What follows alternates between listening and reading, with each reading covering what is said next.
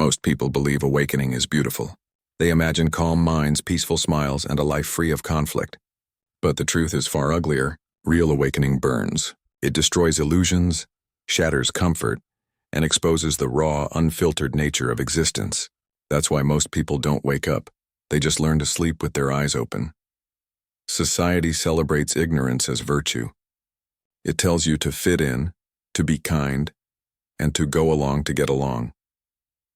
But Alan Watts warned that awakening isn't about being nice. It's about seeing through the masks of civilization. It's realizing that the world you live in is a game of pretenders, where almost everyone is terrified of truth. Because truth doesn't comfort. It dissolves everything you think you are. Most men today are afraid of that dissolution. They cling to their opinions, their politics, their identities, believing those things make them real. But Watts, like the ancient Stoics and mystics before him, knew that the self is an illusion, a costume worn by consciousness for a brief performance. Once you see that, you can never go back. But here's what they don't tell you. When you begin to wake up, the people around you will resent you for it. They'll call you arrogant, detached, even crazy, because awakening threatens the collective dream. It reveals that most conversations are shallow, most relationships are transactional, and most goals are meaningless performances to distract from inner emptiness. Every wise man in history faced this exile. Socrates was executed for questioning illusions. Nietzsche went mad confronting them. Watts laughed through them because he knew madness was just sanity that refuses to hide. The awakened man walks alone not because he hates others, but because he refuses to lie with them. So before you seek enlightenment, understand this. Once you see the truth, you lose the comfort of pretending. You can no longer gossip, chase approval, or worship status. You'll be free, but you'll also be misunderstood. That's why you must be careful what you reveal. Because most people aren't ready to hear the truth. They don't want freedom, they want reassurance. And if you tell them what awakening really means, they'll destroy you just to preserve their dream. Most men waste years trying to wake others up. They preach truth to the blind, wisdom to the deaf, and freedom to those terrified of it. But the harsh reality is this. You cannot liberate someone who is in love with their own slavery. The first truth of awakening is understanding that the world doesn't want to be free. It wants to be comfortable. Alan Watts once said, "The only way to make sense out of change is to plunge into it." But most people would rather drown in their illusions than dive into the unknown. They cling to their suffering because it's familiar. It gives them identity, purpose, and belonging. Tell a man his misery is self-created and he'll hate you for it, because to accept that truth means admitting he's been the architect of his own prison. Every awakened man eventually learns this the hard way. You try to share what you've discovered. How the ego is just a story, how the system is built on manipulation, how truth is something you must live, not just believe, and people recoil. They laugh, dismiss, or attack. Not because you're wrong, but because you've exposed their dependency on lies. Socrates faced this when he challenged Athens' moral comfort zone. Jesus faced it when he spoke of inner kingdoms instead of earthly power. Nietzsche faced it when he declared that God was dead, not to celebrate it, but to mourn what humanity had lost. History repeats because people do not want light. They want illusion dressed as hope. Most men are not asleep. They're addicted to dreaming. They worship entertainment, validation, and distraction because silence terrifies them. Stillness forces them to face the hollowness of their own existence. Watts understood this perfectly. Man fears awakening because awakening means death, the death of who he thinks he is. And death, whether physical or psychological, is the one experience the ego cannot control. But here's what society never admits. The collective depends on the unawakened. The system thrives on obedient dreamers. The moment too many men wake up, the illusion collapses. That's why the awakened are always branded as rebels, cynics, or heretics. They threaten the dream economy, the illusion that keeps everyone consuming, working, and smiling while dying inside. This is why you must stop trying to wake people up. It's not your duty to save them. It's your duty to master yourself, to awaken alone and build strength in solitude. The awakened man must carry his truth quietly, like fire in his chest, using it to light his own path rather than burn others for not seeing. Weak men preach to be admired. Strong men embody truth in silence. Weak men argue on social media. Strong men transform quietly, letting their presence expose the falseness around them. Watts called this the wisdom of insecurity, living with the understanding that truth cannot be taught, only realized.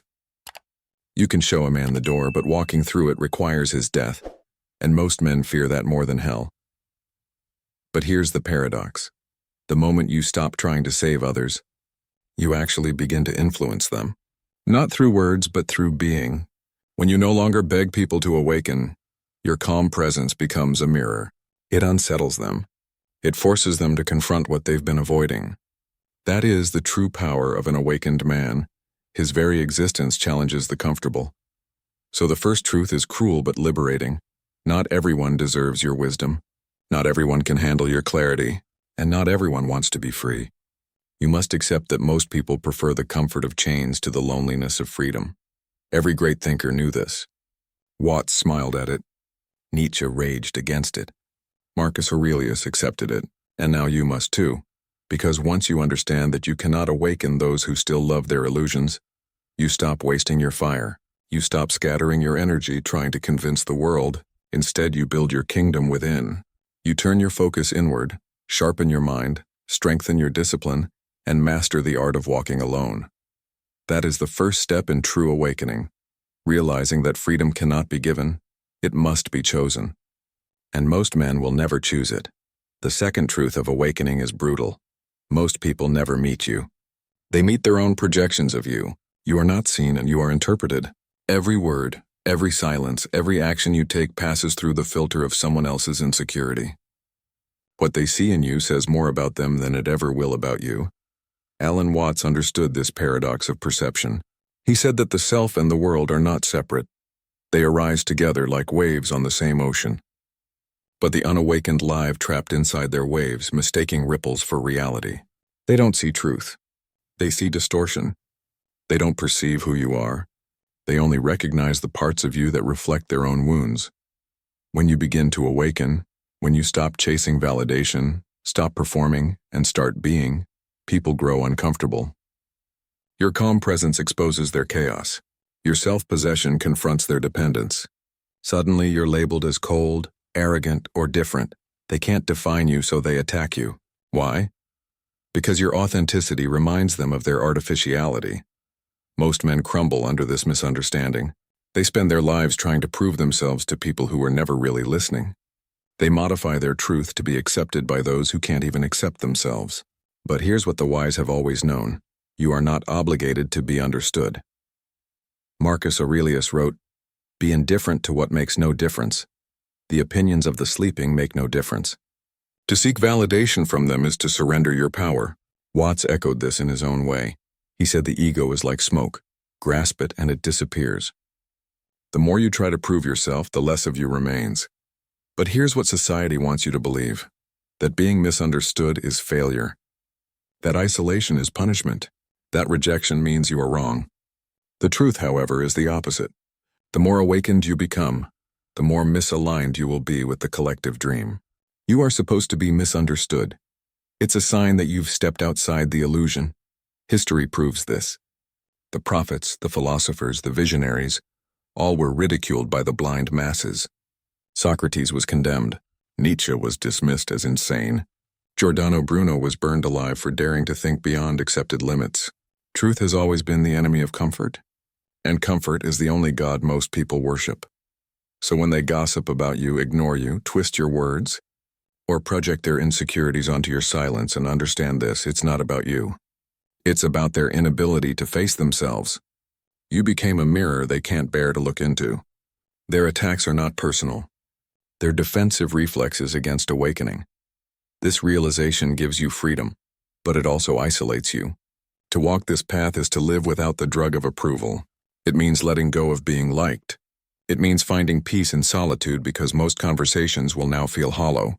But Watts reminds us, you are that vast thing you see far, far off with great telescopes. You are not the reflection they see. You are the observer beyond all mirrors. So stop trying to explain yourself. Stop lowering your truth to meet their delusions. When people misjudge you, let them. When they misunderstand your silence, let them invent their stories. When they call your detachment arrogant, smile, because a lion does not defend itself against the opinions of sheep. The awakened man doesn't fight for recognition. He stands in his truth until the noise collapses around him.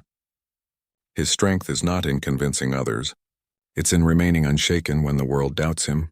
That's why the few who are truly awake walk with quiet confidence. They've realized that no one's perception can alter their essence. So the second truth of awakening is this: you will never be truly seen by those who refuse to see themselves. And that's not tragedy, and it's purification. Because every misunderstanding burns away your need to be understood. Every false judgment frees you from the prison of appearances. The day you no longer crave recognition is the day you become untouchable. They can project their fears, twist your image, and curse your name, but none of it can touch what's real. You will have become what Watts, Nietzsche, and the Stoics all spoke of: the man who stands alone, aware, unshaken, and free. Most men believe peace comes from escaping pain. They chase comfort, distraction, and pleasure as if these things can silence the storm inside them. But here's the truth that every awakened soul eventually learns: pain is not the enemy. Pain is the teacher. It's the initiation cost of clarity. Alan Watts once said, "You don't find peace by avoiding life." Yet that's exactly what the modern man does. He numbs himself with entertainment, hides behind ideologies, and drowns in consumption, all to avoid the stillness where truth lives. Because in silence, the illusions fall apart, and when they do, the first thing you feel is pain. Deep, raw, unfiltered pain. This is why real awakening hurts. When you finally stop running and face yourself, you see how much of your life has been a lie. The relationships built on fear. The goals built on validation. The opinions borrowed from others. You see the masks you wore to survive, and for a moment, you grieve the death of who you thought you were. Most men can't handle that death.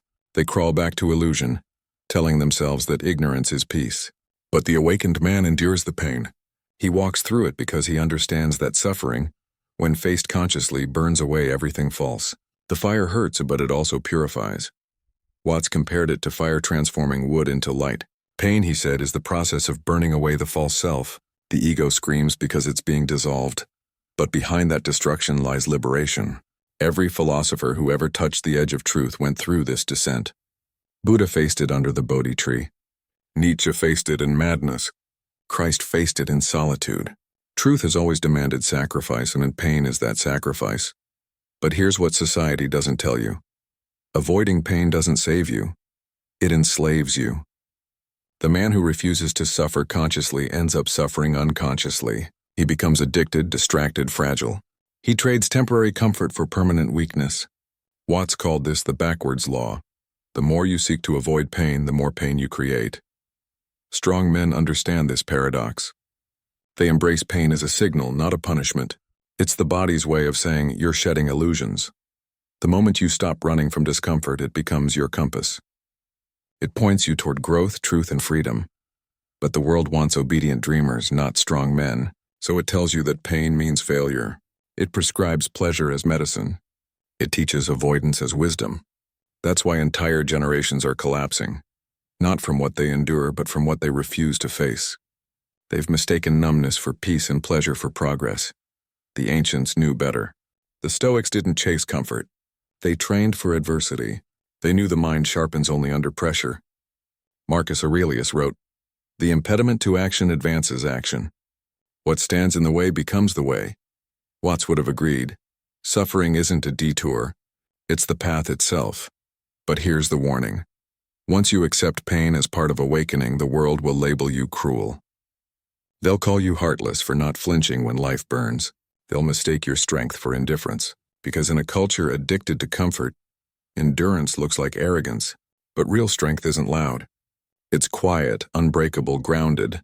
The awakened man doesn't chase happiness, but he seeks understanding. He knows that joy without depth is illusion, and peace without pain is delusion. He faces life head-on, absorbs its blows, and uses them as fuel. His scars become his credentials. His suffering becomes his initiation. So the third truth is this. Pain is not your punishment, it's your purification. The discomfort you avoid is the exact doorway you need to walk through. The pain you suppress becomes the weight that keeps you asleep, and the moment you stop fearing it, it stops controlling you. Every great man discovered this. Watts spoke it softly, Nietzsche roared it, and the Stoics lived it. The weak try to erase their pain. The wise allow it to carve them into something real. Because when the illusions finally burn away and only truth remains, the pain dissolves into power. And that's when awakening truly begins. The modern world has convinced men that solitude is failure, that if you are alone, you are broken, that if you walk alone, you must have been rejected. But the truth is the complete opposite. Solitude is not punishment, it's power. It's the moment you stop needing noise to feel alive. It's where the real man begins. Alan Watts understood this with painful clarity.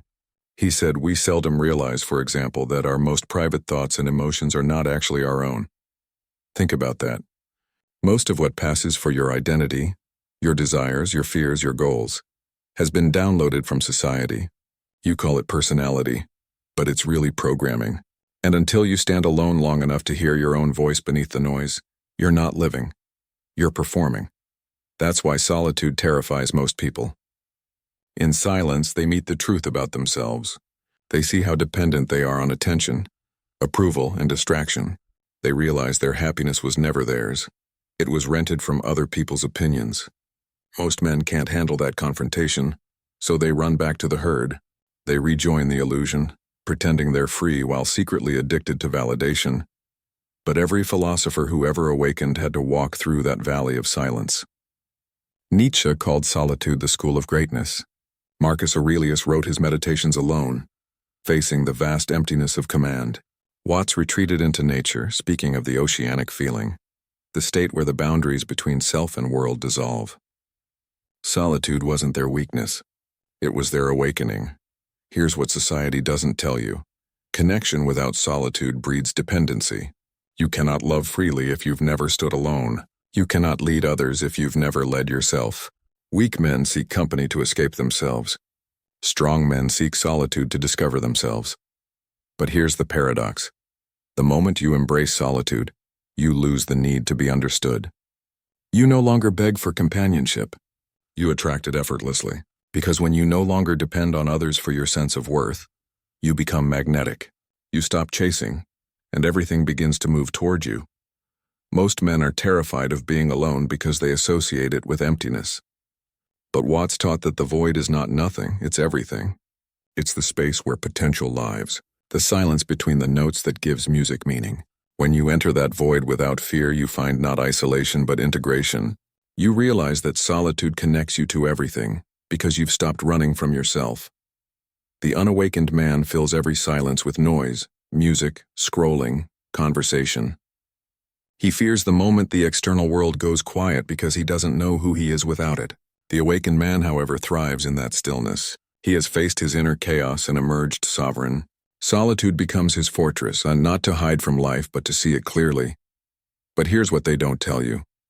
Once you become comfortable alone, you become dangerous. You can't be manipulated through loneliness. You can't be controlled through fear of rejection. You no longer bow to approval or beg for belonging. That's why the system despises men who are at peace in solitude. They cannot be ruled. Watts hinted at this when he spoke about the illusion of separateness.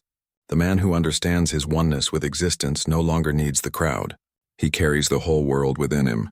And when you reach that point, you stop being lonely or you start being free. So the fourth truth is this. Solitude isn't absence, it's presence. It's the sacred ground where you stop being a copy and start becoming a creator. It's where your spirit sharpens, your thoughts deepen, and your convictions become unshakable. Every great man found his clarity in isolation. Not in applause, not in romance, not in chaos, but in stillness. Watts found it in laughter, Nietzsche in madness, Marcus Aurelius in discipline. Each faced the same truth. Solitude is the forge of sovereignty, because the man who has mastered solitude no longer fears loss. He can love without attachment, speak without fear, and walk alone without loneliness. That's not isolation, that's independence. That's not emptiness, and that's enlightenment. And until you embrace it, you'll never truly know freedom. Most men live their entire lives in a soft prison of illusions. They cling to stories about who they are, what they deserve, and what the world owes them. They believe security is safety, comfort is happiness, and certainty is truth. But the fifth truth of awakening is merciless.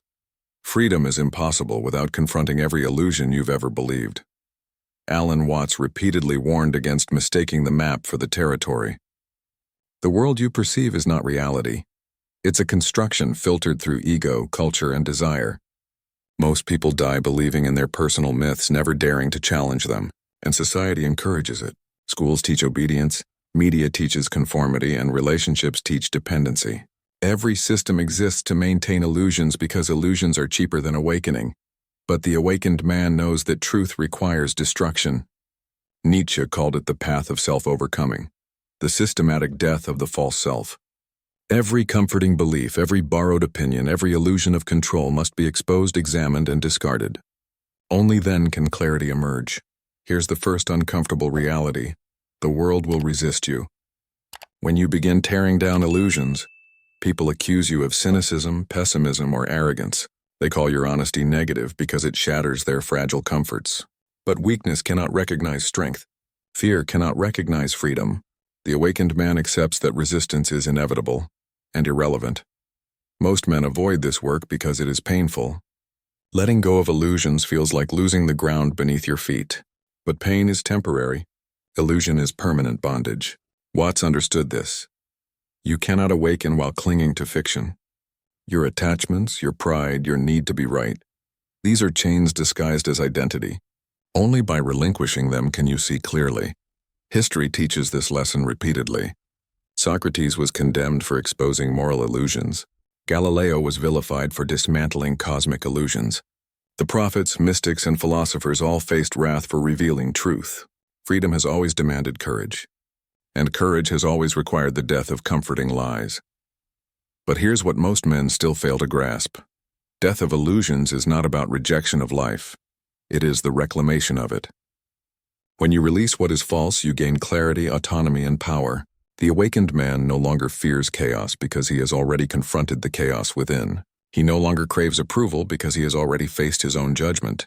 He no longer searches for security because he has realized security was never real. Weak men seek illusions because they cannot endure reality. Strong men destroy illusions because they cannot endure slavery. The awakened life is not soft, it is not easy, and it is certainly not popular. But it is alive, it is raw, it is free. And here's the ultimate paradox. The moment you die to your illusions, you are reborn into sovereignty. Every false story you believed about yourself dissolves, leaving only what is true.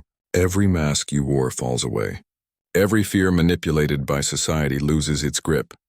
You emerge lighter, sharper, and more formidable than ever before. The fifth truth is merciless but liberating. Freedom is always earned, and it is always paid for in truth. Not comfort, not consent, not convenience, only truth. Watts smiled at this paradox, Nietzsche raged at it, and the Stoics lived it silently. Every man who has ever awakened understood that freedom is not given. It is forged in the fire of reality. So if you seek awakening, remember this. Illusions are the chains you carry. Pain, solitude, misunderstanding, and the rejection of validation are the tools. Only through relentless confrontation with your own falsehoods can you taste the liberation most men will never know. Because the man who finally sees clearly, who finally walks unchained through a world built on illusion, is no longer a man subject to opinion, fear, or comfort. He is free, utterly, terrifyingly, and magnificently free. The truths you've just faced are not easy. They are uncomfortable, confrontational, and merciless. Most men will reject them, dismiss them, or resent you for even considering them. But the awakened man understands a fundamental reality. Life is a series of choices, and every choice has consequences. Choosing comfort guarantees stagnation. Choosing truth guarantees freedom, but at a cost. You've learned that you cannot save the unawakened, that most people only see their own projections, not you. That pain is the crucible through which clarity emerges. That solitude is sovereignty, not weakness. And that freedom demands the death of every illusion you cling to. Each truth is a challenge, a test of courage, and a mirror to your own soul. Most men will flee from these challenges. They will seek distractions, cling to illusions, and hide from pain. But history shows us that every man who mattered, every philosopher, prophet, and warrior, embraced the fire. Watts laughed in its face. Nietzsche raged through it.